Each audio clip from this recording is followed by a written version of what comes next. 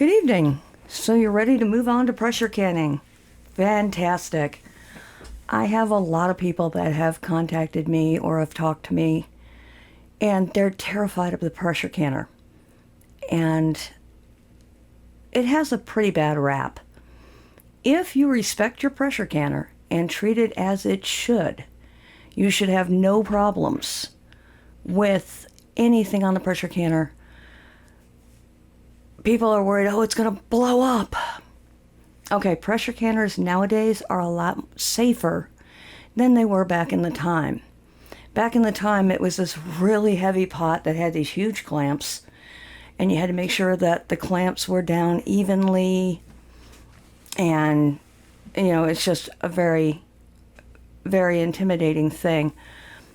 Pressure canners nowadays are lighter. They're easier to clean. They are easy to change out the seals. And, well, they have a safety valve on them now, which they didn't back then.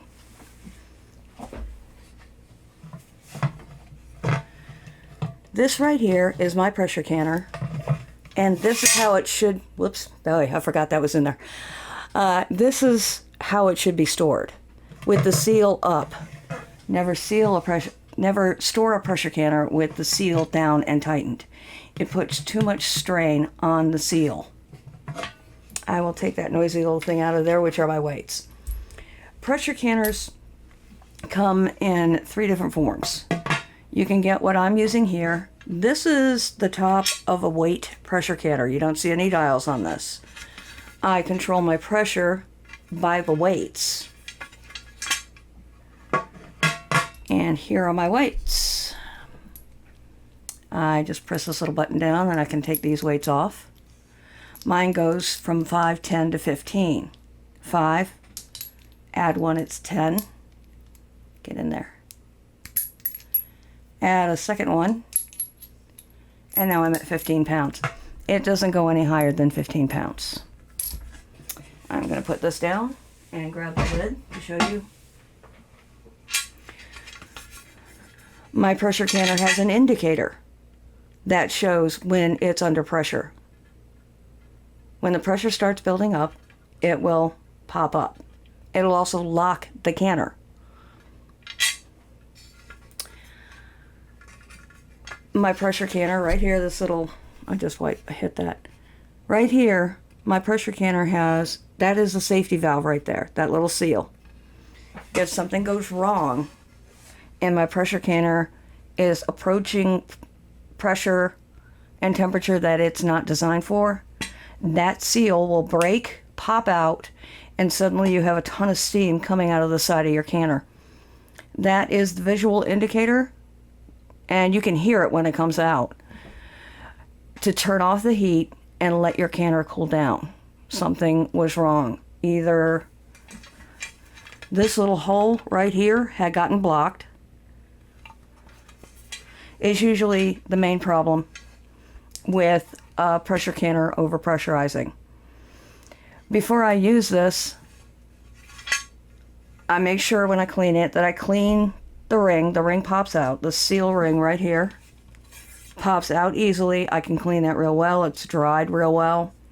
Wash this. I wash this, and I make sure by putting a flashlight or something right there, that light comes out the other end, so I know it's not blocked. You can also hold it up to the light, and sometimes it's easier, sometimes it's not. Look up, and if you see the light coming through, in fact, I can see right here, I'm going to need to run a pipe cleaner through it. There's a little bit of blockage in there, probably from dust or dirt from being in storage. It's been a few weeks since I've used it, so I have to run a pipe cleaner through this before I can use it again. Follow the directions that come with your pressure canner. I happen to use a Presto canner, like this. Those are the directions that come with it, and in the back of the book it also has some really cool recipes. You want to make sure that you follow the instructions to the letter. There's no, if all else fails, follow the directions with a pressure canner. Read them, understand them. Pressure canners also come with, some have just dials, and some have a weight system and a dial. If you are using the weight system with a dual system, weight or dial is both on the lid, know that while you're using the weights, that dial is incorrect. It's not a true reading, so don't worry about what the dial says. It's not right. My pressure canner also came with, and you see me dip down here to grab this pot. It came with my rack. With my rack in place, I have 1/4 inch of space between my jars and the pot, so the bottoms of my jars don't break, which I happen to love. I have seen some water-based canners while the rack is sitting directly on the bottom of the canner. I have found a silicone rack that I can put between the two to put more space. That way I have 1/4 inch of space between the two. So with water canning or pressure canning, you want at least 1/4 inch to a full inch. One of the things I like with the weight canner versus the dial canner is dial canners have to be serviced every year to make sure that the gauge is reading true. With a weight only canner, you just have to worry about every 5 years changing out the seals on the thing. And you can get the seals at, like, I find them at Ace Hardware all the time. But find a hardware store that sells canning supplies, and they will almost always have your seals there, and you can get them. 5 years versus 1 year, I like that a lot better before it's requiring maintenance. Though you do check everything really well before you use it. Pressure canners cook with steam. Yes, it says pressure, and you think of something pushing down on something else, putting weight on it. What's happening, your weight, if you were, is inside the canner, and it's forcing the canner to make the water hotter. You have to vent a pressure canner when it gets up to boiling, and on mine, and the little lock pops up. I know it's time to start timing down for 10 minutes to let it vent out all the air. This is while you're canning. Your canners are in, your jars are in it, by the way. After 10 minutes, I know it's now safe to put my weights on, and it usually takes about 5 to 10, 15 minutes. We'll say 5 to 15 minutes for your weight to start rocking. And you can hear it. It sounds like a little train. You want a nice, even, slow rock. So I will turn my heat down at that point until I achieved what I want. You can experiment with your canner without jars in it to find that spot. Oh, what else about this wondrous thing? With pressure canners, you do not want the water covering the jar. That is the main difference with a pressure canner versus a water canner. You do not want the water covering the jar. It's cooking with steam. There are marks inside the canner, and it tells you in the directions how much you need to fill it before you start using it. For the recipe you're using, I usually put like a 1/2 inch more water in it in case there was a problem, just so long as the jar isn't covered. It's usually just the bottom of the jar that's covered. With the pressure and the steam bringing the temperature up, it's allowing the temperature to penetrate the jar all the way to the center of the food. This is the only way that you can kill the botulism spore, so you can do it with meats and vegetables. A really nice thing about this too is cold packing. Let's say I want to pack raw meat. Cold canner, cold jars, no problem. Put your raw meat into the jar, and depending on what it is, usually you don't even have to worry about adding a little bit of fluid in there because it produces its own fluid, the grease. There is something about that, though, with especially beef. If you put beef in raw, after it's done canning, it looks gray. This is normal. I like to brown my meat first. I'm not cooking it through, I'm just browning it. So it has a more appealing color so it's more appetizing. Like with any jars, after you're done canning, I usually set my timer to about 30 minutes and come back and see after it's done if the lids have sealed. You press on the top. Did the button stay down or did it pop back up again? And then just leave it on the counter to cool down. And meats and temperature for that, it usually takes about 10 to 12 hours to cool down fully before you can take the rings off. In other words, overnight. Pressure canning is an all-day affair. It's not like, oh, I can do this and be done by lunchtime and go meet up with my friends. No. It is literally an all-day affair. Certain vegetables require to be blanched. Certain vegetables require to be peeled before you can cook them. Sometimes they, like potatoes, peeled, and then I have to prep them. If they're cut up or if they're whole, depends on how much I'm going to be boiling them. And that's just mainly to pull some of the extra starch out of it. Then I have to rinse it to put it into the jar. There's a video here where I was making a meal in a jar and got interrupted in the prep stage. So I finished my prep, put everything in the refrigerator, and then started doing a cold can with it at the beginning of the day. My jars were sterilized and they had time to cool down. And you'll see me put the meats in there, you'll see me put potatoes in there, you'll see me put mixed vegetables in there. And then I put them in a cold canner. That's why they call it cold packing. The canner is not hot. The water hasn't heated up. Cold can it, put the top on, waited till it got to temperature, lock comes up, time for the venting, put the weight on when it's vented, and then set my time for it to allow it to cook.